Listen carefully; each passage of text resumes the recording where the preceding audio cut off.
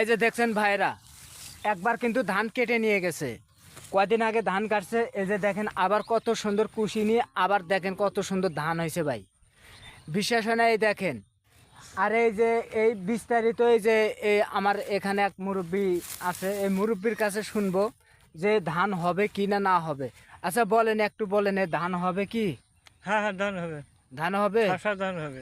ঠাসা ধান। হ্যাঁ, এই ধানটার, এই ধানের মহাজন মালিক কে? এই মালিক জি? হজরত আলী। হরজত আলী। আচ্ছা, এটা তো অনেক বুদ্ধি ওনার মাথায়, তাই না? হ্যাঁ হ্যাঁ হ্যাঁ, মাথা ও, খেয়াল। তে এইভাবে আপনারা ধান গাড়বেন, ধান কাটার পরে রেখে দিবেন যেন গরু ছাগল নষ্ট না করে। আবার দেখবেন কত সুন্দর আবার ধান হবে।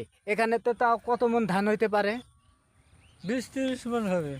20-30 মন ধান? আরে তা তো অনেক ধান। তাহলে একবারকার ধান মারছে 30 মন, যদি আবার 20-30 মন ধান হয় না, তাহলে 20 মণ তো হবে। তাই কেমন কথা লাগে 20 বোঝেন? মণ তো হবে। আচ্ছা ঠিক আছে ভাই, ভালো থাকবেন, আপনারা এইভাবে দিবেন।